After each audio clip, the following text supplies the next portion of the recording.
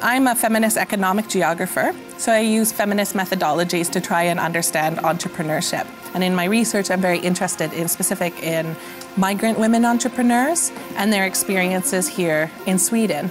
And I look at migrant entrepreneurs in the countryside as well. So how is it to be a woman? How is it to be a migrant? And how is it to be a migrant entrepreneur in small towns and rural areas in Sweden?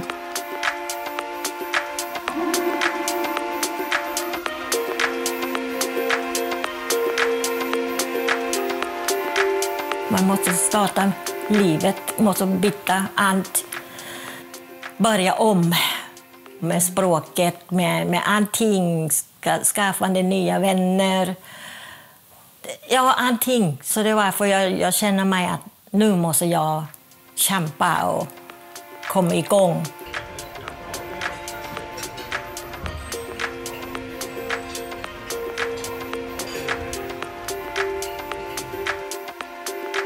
I'm not just wanting to understand, did they make a profit? I want to understand what were the processes in that entrepreneurial journey that led them to success. For example, Saitong, a woman coming from Bangkok to a smaller city in Sweden. What was that context for her in terms of starting her business? Mina barn brukar säga, mamma du är jätteduktig att laga mat, varför inte öppna restaurang? Och jag tänkte, Finspång har inte thai-restaurang än. Varför inte starta thai-restaurang? Men samtidigt, jag har inte utbildning. Jag har ingenting om matlagning.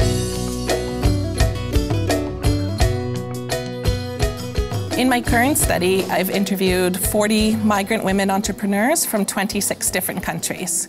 And what's really interesting is to discover between all of these different countries what is common to being a migrant and then also what is different.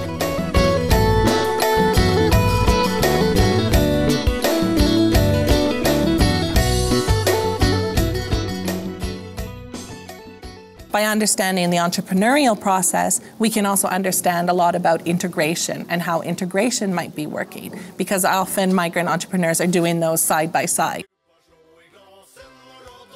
They'll have those same challenges that other local entrepreneurs will have, but also as migrants they have to learn the system, what works in the Swedish context.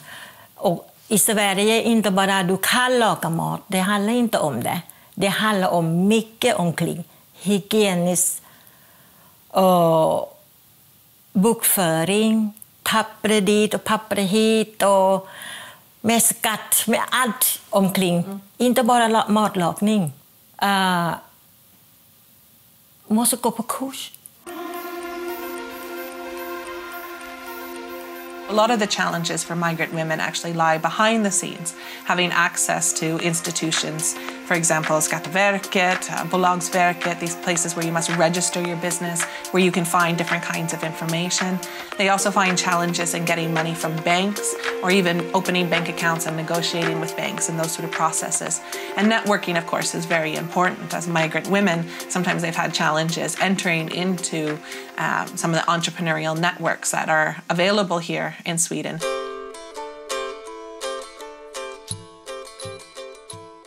Första gången jag öppnade restaurangen, jag fick lite ångest.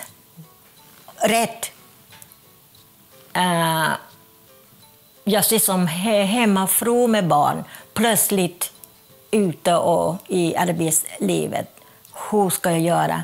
Språket är inte så där jätteperfekt än idag, alltså så svårt. Hur ska jag göra att jag kan göra kunden nöjda med mig, kan man säga så. Det är många gånger man har så rätt och ångest, allt möjligt. Vad var du mest rädd om med kunder? Att det inte funkar. Att det som jag gjorde ska inte funka. Misslyckas. När jag är i Thailand, jag jobbar ju genom staten. Jag kan mer än här. Varför inte ta tillbaka den där min självförtroende?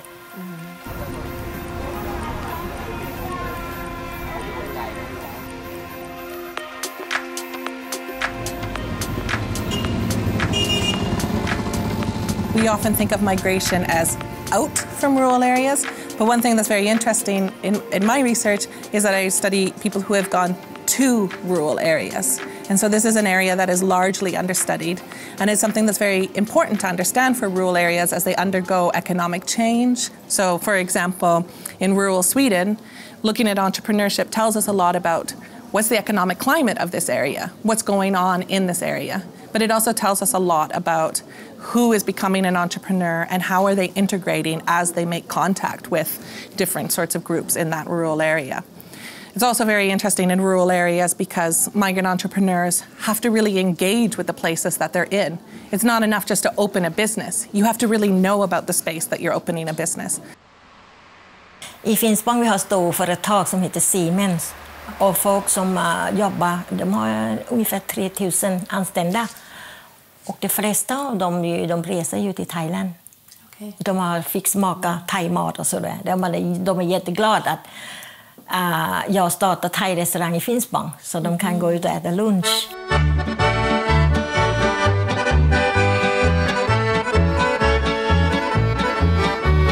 Svenskarna kan inte äta thaimat varje dag.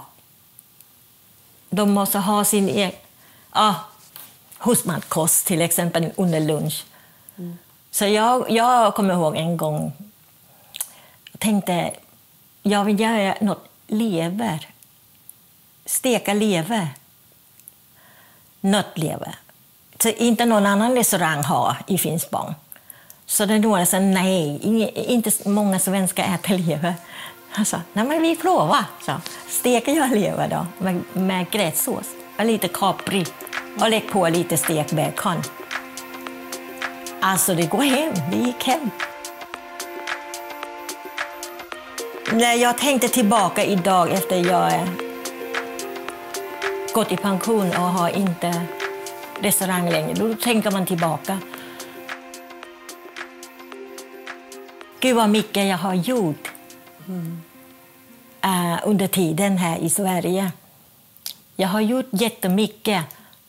Och sen ibland, jag brukar ge lite beröm till mig själv. Vad duktig du är. Det är absolut. När du tänker över ja, vad tuff det är.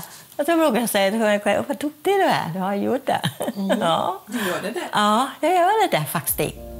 Utan skämmas.